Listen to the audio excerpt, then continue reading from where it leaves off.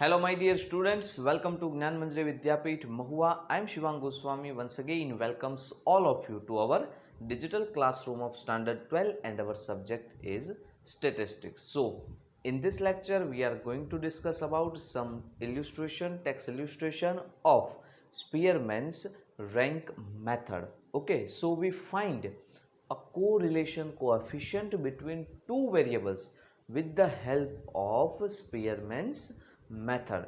Okay, Spearman's method, in our just previous lecture we seen the theory about the Spearman's coefficient of correlation, and we find that this method is very simple, very easy, and also it's just based on the rank, not on their value, but it is based on their rank. That's why this method is called as a rank correlation method. So all the illustration between 16, I say text illustration 60 to 20 is same and also simple. So here we just discuss some topics regarding that, answer regarding that, and after that remaining numericals, remaining text illustration are you done in your homework. Okay, after that we seen that in a rank correlation method the judges decide the rank of that person in that characteristics, because we use this method when we can't able to find a value of any particular characteristics. Okay, just like beauty, honesty, etc., singing. Okay, so in this method you have two or more judges, mainly two judges, and we want to find the correlation between these two judgment. And after that, in our next lecture we will see the topic in which observation under the tie. When tie happen, what will happen? All the interesting topic are discussed here. So let's start our today's first text illustration number 16.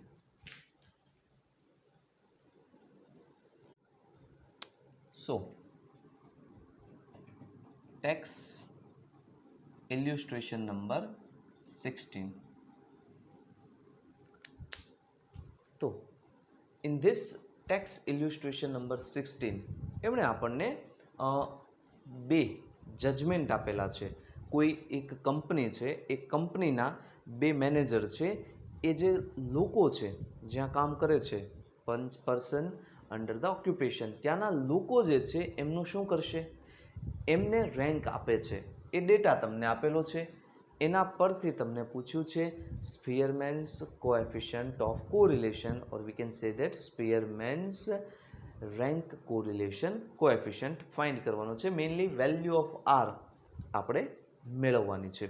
ચાલો, તો data જે છે આપણી પાસે છે person A B C D E F G,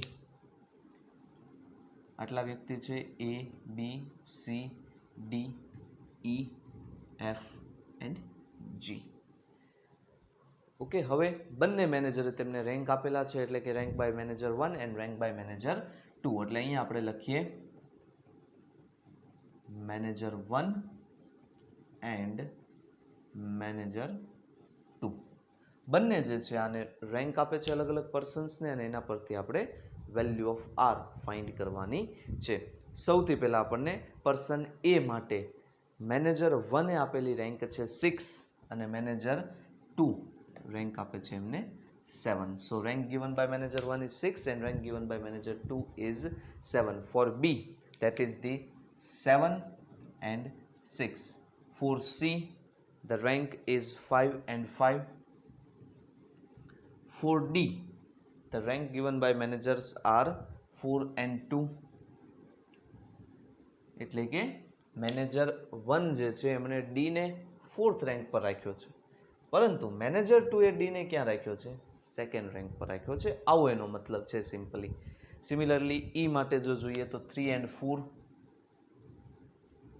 F માટે જો વાત કરીએ તો 2 એન્ડ 1, અને જી માટે જો વાત કરીએ તો 1 એન્ડ 3. તો આ છે બંને મેનેજર્સના જજમેન્ટ. મેનેજર 1એ કઈ રીતે અલગ અલગ પર્સન્સને રેન્ક આપેલા છે અને મેનેજર 2 જે છે એમણે કેવી રીતે રેન્ક આપેલા છે એ આપણને અહીંયા આપ્યું છે. આપણને કીધું છે find the coefficient of correlation with the help of Spearman's method. તો find rank correlation between this value. So we want to find value of R. So સૌથી પહેલા આપણે શું કરવાનું, આ જે ટેબલ આપેલું છે એ આપણને આપેલું છે હોરિઝોન્ટલમાં, એને કન્વર્ટ કરી દેવાનું છે વર્ટિકલમાં. બરોબર છે, કારણ કે આપણે એ વર્ટિકલ ટેબલથી જ સોલ્વ કરશું. કેટલા પર્સન્સ છે? A, B, C, D, E, F, G. Okay, there are 7 persons. Rank by manager 1. We denote that by RX. શું કહીશું એને? RX. Rank by first. બીજાને કહીશું RY. Rank by second. તો દરેકની રેન્ક આપેલી છે 6, 7, 5, 4, 3, 2, 1. Similarly for RY, 7, 6, 5, 2, 4, 1 and 3. ચાલો હવે equation. What is the equation for R? R નું ઇક્વેશન છે R is equals to 1 minus sigma d square, 6 sigma d square upon n into n square minus 1. What is n? Number of observation. કેટલા વ્યક્તિ છે અહીંયા? કેટલા person છે? 7. તો n આપણા માટે થઈ ગયું 7. શું ઘટે છે અહીંયા? Sigma d square. How we find sigma d square? Sigma d square માટે પહેલા આપણે d ફાઇન્ડ કરવું પડશે. શું થાય છે d? યાદ જ હોવું જોઈએ. બરોબર છે, બંને ઓબ્ઝર્વેશન વચ્ચેનો ડિફરન્સ, એટલે કે d is equals to rx minus ry, difference between two rank. 6 minus 7 minus 1, 7 minus 6 1, 5 minus 5 0, 4 minus 2 2, 3 minus 4 minus 1, 2 minus 1 1, 1 minus 3 કેટલા થશે? minus 2. આ શું મળી ગયું આપણને? Value of d. હવે વેલ્યુ ઓફ d જે છે એનો સમ કરો. ખાસ યાદ રાખજો, આ વેલ્યુ ઓફ d નો જે સમ છે એ ઓલવેઝ 0 આવશે. બરોબર છે, એનો સમ કેટલો આવવો જોઈએ? 0. જોઈ લઈએ. -1 + 1 0, 2 -2 0, -1 1 0, એટલે આનો સમ કેટલો થાય છે? 0. આ બંનેના તો કંઈ ટોટલ છે નહીં. ઇક્વેશનમાં આપણે શું જોઈએ છે? Sigma D square. So square of this value gives d square. -1 whole square 1, 1 square 1, 0 square 0, 2 square 4, -1 square 1, 1 square 1, -2 square 4. તો તમે જાણતા જ હશો કે કોઈ વેલ્યુનો તમે સ્ક્વેર કરો, વર્ક કરો તો એ ઓલવેઝ કેવો આવશે? પોઝિટિવ જ આવશે. ઓકે, સ્ક્વેર ક્યારેય નેગેટિવ હોઈ શકે નહીં, બીકોઝ -1 ઇન્ટુ -1 તમે કરો તો આ માઇનસ માઇનસ કેવા થઈ જાય? પ્લસ, એટલે +1 જ આવશે. એટલે કોઈ નેગેટિવ વેલ્યુ હશે એનો પણ જો તમે સ્ક્વેર કરશો તો એ પણ શું આવશે? ઓલવેઝ પોઝિટિવ જ આવશે. અહીંયા આન્સર માટે આપણે જોઈએ છે sigma D square. Sum of this number 1 + 1 2 +4 6 +1 7 8 +4 એટલે 12. આ થઈ ગયું સિગ્મા ડી સ્ક્વેર. કેટલો આવી વેલ્યુ એમની? 12. હવે ખાલી અહીંયા ઇક્વેશનમાં વેલ્યુ પુટ કરી દઈએ આ બધી જ. શું મૂકીશું? Sigma D square is equals two 12 and n is equals to 7. So r is equals to 1 minus sigma 6 sigma d square 12. અહીંયા ઘણા ભૂલ કરી જાય છે. 12 છે. ઓકે, તો શું કરવાનું છે તમારે? 12 જ મૂકવાનું છે. સિગ્મા ડી સ્ક્વેર, સ્ક્વેર તો થઈ ગયેલો છે. ઘણા સિગ્મા ડી મેળવીને સ્ક્વેર કરે, એ વાત ખોટી છે. ડી સ્ક્વેર કરી અને પછી સિગ્મા કરો. આ તમે ખ્યાલ જ હશે કે પહેલાં ક્યાંથી શરૂ કરવાનું? કોઈ પણ સમ તમે સોલ્વ કરો તો એ પહેલાં જે એના ઇન્ટરનલ અંદરના જે બ્રેકેટ છે અથવા તો પછી સમ છે એ કરો, પછી તમે બહાર આવતા જાઓ. એવી રીતે પહેલાં અહીંયા સ્ક્વેર છે તો પહેલાં સ્ક્વેર કરો, પછી સમ કરો.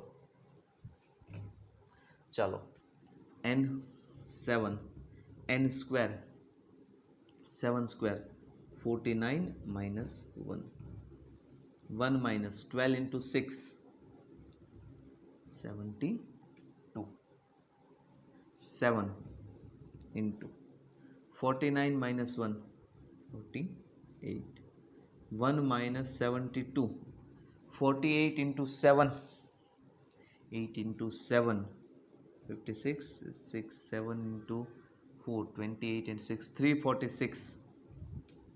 Okay, 336. હવે ઇઝીલી તમે કેલ્ક્યુલેટરમાં પણ કરી શકો છો કે 72 ડિવાઈડ બાય 336 આવી રીતે કરવાનું છે. ઘણા ભૂલ કેવી કરે કે એમ કરે, કેલ્સીમાં પેલા 1 લખશે, -72 લખશે, ડિવાઈડ પાછા 336 કરશે, તમારો આન્સર આવશે ખોટું. પ્રોપર મેથડ ફોલો કરો, એમ નહીં કે આમાં જેમ આપ્યું છે એમ. પહેલાં શું કરવાનું? અહીંયાથી આમ તો બે મેથડ તમને કહું. પહેલાં જે બુકમાં આપી છે એવી રીતે કેલ્સીમાં કરો 72 ડિવાઈડ બાય 336, એટલે તમે કરશો 72 ડિવાઈડ બાય 336 એટલે આન્સર આવશે તમારો 0.2143. અને હવે એને 1 માંથી માઇનસ કરો એટલે તમારો આન્સર આવશે 0.7857. એક તો આ મેથડ છે. બીજી મેથડ છે ક્રોસ મલ્ટિપ્લિકેશન. આનાથી તમારો આન્સર આવી ગયો. આને નિયરલી અબાઉટ આપણે એમ કહીશું કે 0.79 છે. હવે અહીંયા તો ક્રોસ મલ્ટીપ્લાયમાં શું કરવાનું? આ બંનેનો કરવાનો મલ્ટીપ્લાય, એટલે કે 336 into 1 માઇનસ અહીંયા કાંઈ નથી એટલે 1 72 into 1 કરવાનું, એટલે કેટલા થઈ જાય? 72 ડિવાઈડ બાય 336. હવે કેલ્સીમાં શું કરવાનું? 336 minus 72, એટલે તમે કરશો 336 minus 72 એટલે એ તમને મળશે 4 અને અહીંયા મળશે તમને 2. 33 minus 7 તમે કરશો એટલે તમને મળશે અહીંયા 10 એટલે મળશે 6 264 અને 264 ડિવાઈડ બાય કરો 336 એ તમને આ જ આન્સર મળશે 0.7857. તો કોઈ પણ મેથડથી તમે કરી શકો છો, વોટ એવર યુ લાઈક, ગમે તે મેથડ તમને એવી સારી લાગી હોય એનો યુઝ કરી અને તમે આન્સર મેળવી શકો છો.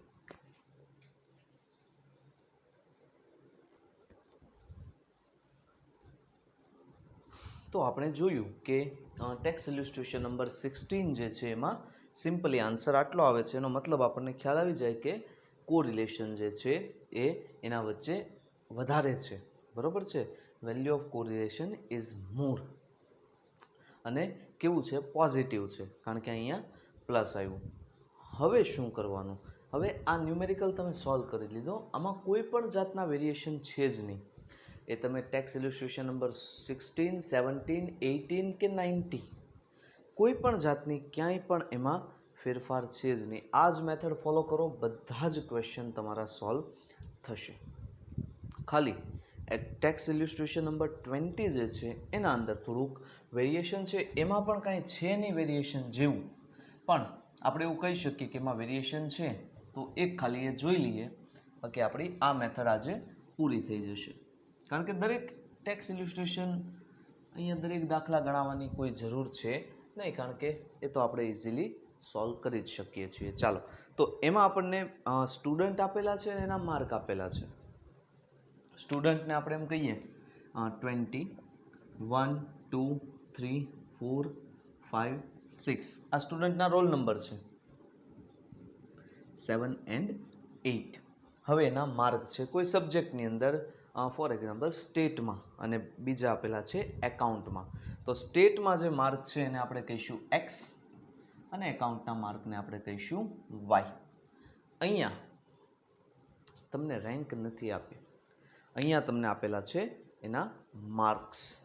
ઓકે, જેમ કે ફર્સ્ટ સ્ટુડન્ટ છે એને સ્ટેટમાં આવેલા છે 78, સેકન્ડ સ્ટુડન્ટ છે એને 36, પછી થર્ડ સ્ટુડન્ટ જે છે એને 98, ફોર્થને 25, ફિફ્થ સ્ટુડન્ટને આવેલા છે 75, 82, સેવન્થ સ્ટુડન્ટ જે છે એને આવેલા છે 90 અને 62. તો આપણે જોઈએ છીએ કે એક બે સ્ટુડન્ટ છે ડલ, બાકી તો બધા તમારે જેવા જ છે 82, 90, 78, 98. બરોબર છે, આ સ્ટેટના માર્ક છે. બીજા આપણને આપેલા છે એકાઉન્ટના માર્ક 84, 51, 91, 60. ચાલો આ ભાઈ આમાં તો પાસ થઈ ગયા, સ્ટેટમાં ફેલ હતા પણ એકાઉન્ટમાં ભાઈ પાસ થઈ ગયા. 60, 68, 62, 86 ને 55. 100% રિઝલ્ટ ઇન એકાઉન્ટ. ઓકે, સ્ટેટમાં એક સ્ટુડન્ટ ફેલ છે પણ ઇટ ડઝન્ટ મેટર હિયર. આ ખાલી હું તમને જસ્ટ ખાલી થોડુંક ટોપિક સાથે આપણે રિલેટ કરી શકીએ એટલા માટે છે. પણ તમે જોઈ શકો છો કે આમાં વેરિએશન્સ બહુ વધારે છે. તો કોરિલેશન આપણને કેવો મળે છે જોઈએ. તો આપણને એમ કીધું છે કે સ્પીયરમેનની મેથડથી આ ક્વેશ્ચન સોલ્વ કરવાનો છે, તો એમાં રેન્કની જરૂર પડે. રેન્ક નથી આપી તો આપણે આપી દેવાની. તો ફર્સ્ટ રેન્ક આપણે કોને આપીશું આના અંદર? તો જેને સૌથી વધારે માર્ક હશે. નોર્મલ આપણે વાત કરીએ તો એવું કંઈ ફિક્સ નથી કે આ જ મેથડ ફોલો કરવી, પણ જેને વધારે માર્ક હોય અથવા તો જેની વધારે પ્રાયોરિટી હોય એને ફર્સ્ટ આપી દેવાનું. એટલે આ થઈ ગયું ફર્સ્ટ. એના પછી સેકન્ડ રેન્ક કોને આપશું આપણે? 90. થર્ડ આપીશું 82. ફોર્થ આપીશું